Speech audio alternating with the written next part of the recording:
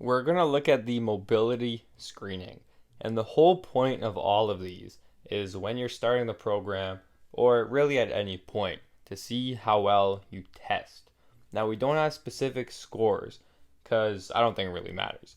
But every test, go through, explain it. If you can reach it, if you pass a test, then that's great.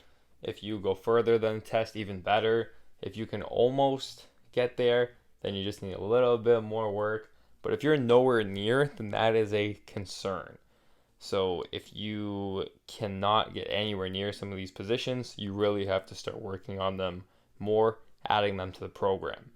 Also, testing mobility, doing these screening tests is important to see any imbalances. If one side is different than the other, then you know you have to do some extra work on the worst side to even it out. Because as you would have learned in the course, imbalances lead to injury. We have to minimize, we have to remove imbalances, we have to fix them so we have less chance of injury, less chance of getting hurt. So the first one is knee to ground imbalance tests. There's two parts of it. It's just doing a quick little exercise to see, one, if you can do it, and then two, if there's any difference on one side compared to the other. Next is the wall ankle mobility test. So we talk about in the video, you should be able to do it from 10 centimeters away. The laying straight leg test, how straight can you get your leg? Ideally, you could get it perfectly straight.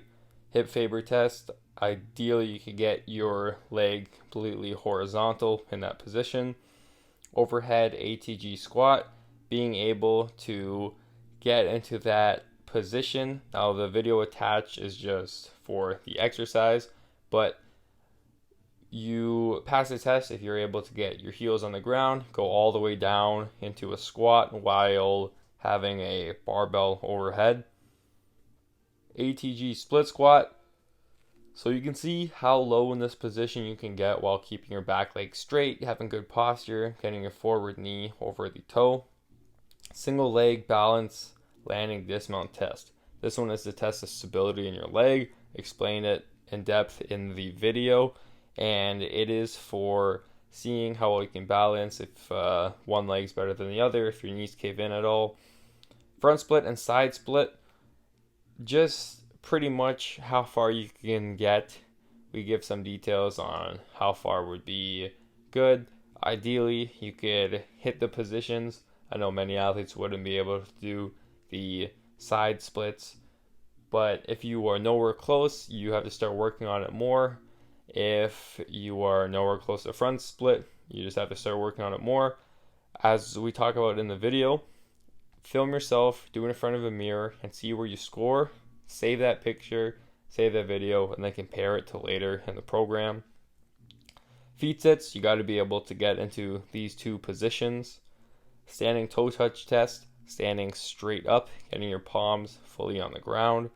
Couch stretch, this is just getting into these positions. If you can't do any of these three, then you have to work on it more. Now to the upper body test, shoulder over under, explained in the video, but you should be able to touch your hands behind your back, one arm over, one arm under. Back bridge stretch, got to be able to get in that position.